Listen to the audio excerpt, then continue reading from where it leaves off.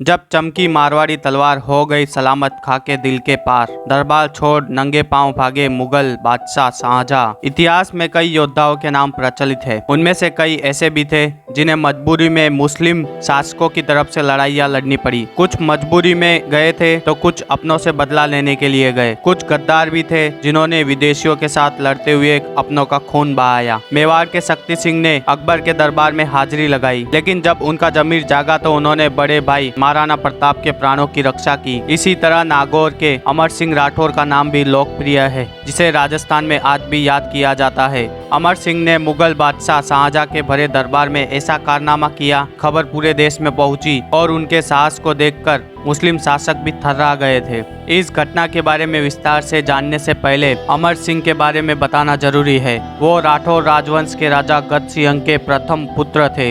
गद सिंह को दल थम्मन भी कहा जाता था। ये उपाधि उन्हें तत्कालीन मुगल बादशाह जहांगीर ने दी थी। हालांकि गद सिंह की मृत्यु के बाद अमर सिंह बड़ा पुत्र होने के बावजूद मारवाड़ के सिंहासन पर नहीं बैठ पाए। सत्ता उनके छोटे भाई जसवंत के हाथ में गई। अमर सिंह उन लोगों की नजर में काफी उद्दंड थे।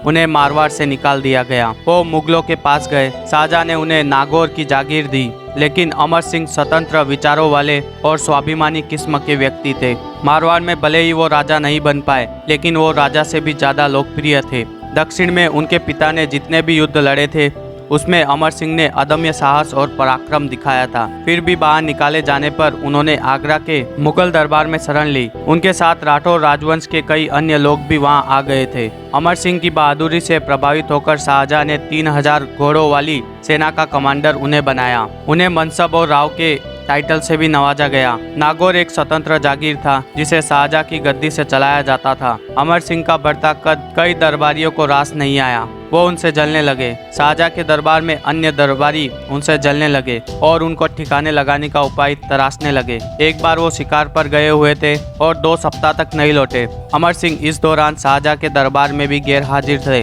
अब यहाँ एक दूसरे किरदार की एंट्री होती है, जिसका नाम सलावत खान था। सलावत खान शाहजहां का साला था और वहाँ का कोषाधिकार भी था।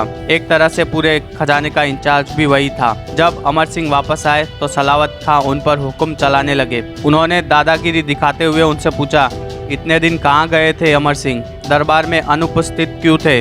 अमर सिंह को यह पसंद नहीं आया। उन्होंने कहा कि वो सीधे बादशाह को जवाब देंगे, लेकिन सलावत खान उनसे जुर्माना वसूलने की बात करने लगे। अमर सिंह ने अपनी तलवार और म्यान दिखाते हुए कहा कि उनके पास यही एक धन है, अगर चाहिए तो सलावत खान आकर ले जाए। जब यह सब हो रहा था तब पूरा दरबार भरा हुआ था। शाहजहां खुद गद्दी पर बैठा हुआ था। सलावत खान ने अमर सिंह को गवार बताया और पूछा कि बादशाह के सामने आवाज़ ऊंची कैसे कर सकता है। इसके बाद अमर सिंह ने जो किया वो इतिहास में दर्ज हो गया। गालियाँ न सिर्फ उनके हिंदुत्व को दी गई, उनके धर्म को लेकर ओछी बातें भी कही गई। अमर सिंह ने तुरंत अपनी म्यान से तलवार निकाली और अगले ही क्षण में उनकी तलवार सलावत खां के दिल को छेद कर कर उस पार निकल गई।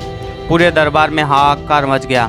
कुछ लोग वहां से उठकर भागने लगे तो कुछ लोग सन्न हो गए। खुद शाहजहां गद्दी से उठकर अपने कक्ष में भाग खड़ा हुआ।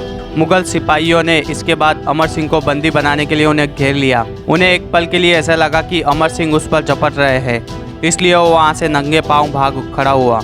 अमर सिंह वहाँ से शाहजहां के सैनिकों से लड़ते हुए बाहर निकल गए और आगरा के किले के दरवाजों को बंद कर दिया गया। लेकिन बहादुर अमर सिंह राठौर घोड़े सहित वहां से दीवार फांद कर निकल गए। उस समय शाहजहां की सांस थम गई थी और शेर के इस कारनामे को देखकर मौजूद सैनिक भी वहां से भागने लगे थे। अफरा तफरी मच गई थी। किसी की हिम्मत नहीं हुई थी कि अमर सिंह को रोक सके। जब जब भारतीय सुरमाओं ने अपनी बहादुरी से मुस्लिम शासकों को चित किया है, तब तब भारतीय विरोधी ताकतों ने धोखे और छल का तरीका अपनाया है। इसलिए शाहजहां ने भी छल का रास्ता अपनाया और अमर सिंह को सिंधी के बहाने आगरा में बुलाया।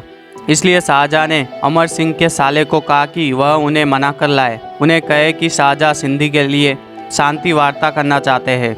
इसलिए उनके साले अमर सिंह के पास गए और उन्हें कहा कि शाहजहां ने उन्हें बुलाया है। और जिस समय अमर सिंह राठौर महल में प्रवेश कर रहे थे, पीछे से उनके साले ने उन्हें चाकू मार दिया, जिसके कारण अमर सिंह घायल हो गए और वहीं पर अपने प्राण त्याग दिए। अमर सिंह के घोड़े की प्रतिमा भी किले के पश्चिमी द्वार पर लगाई गई है। अमर सिंह की याद में उनकी बहादुरी को सलाम करने के लिए अकबर दरवाजा का नाम बदलकर अमर सिंह दरवाजा रख दिया है। लेकिन मुगलों ने अमर सिंह जैसे वीर योद्धाओं के मृत शरीर के साथ जो किया उसके लिए इतिहास उन्हें शायद ही माफ कर पाए। अमर सिंह के मृत शरीर को उन्होंने चील कौवे के खाने के लिए छोड़ दिया। अमर सिंह की मृत्यु के बाद उनकी पत्नी ने सती होने का फैसला किया, लेकिन वह पहले अमर सिंह के शरीर को मुगल दरबार से बाहर लाकर उनका अंतिम संस्कार करना चाहती थी। इसलिए वह खुद उनका शरीर लेने जाने वाली थी, लेकिन उनके भतीजे राम सिंह के आग्रह पर वह वहां नहीं गए। राम सिंह ने कहा कि वह खुद जाएंगे अपने चाचा का शरीर लेने। उस समय राम सिंह की उम्र मात्र 15 वर्ष की थी।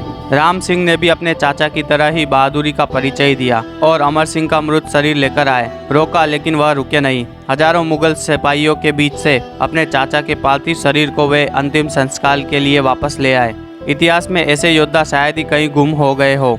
रह गया है तो शाहजहां और उसका ताजमहल, वही ताजमहल जिसे अपने अंतिम दिनों में वह एक किले में नजरबंद होकर देखा करता था। वही नागौर और मारवाड़ में आज भी अमर सिंह राठौर और राम सिंह के किस्से सुनाए जाते हैं। आज भी अमर सिंह दरवाजा उस वीरता की गाथा कहता है। अमर सिंह राठौर जैसे वीर को छल से मारने के बाद शाहजहां बड़ा खुश हुआ था।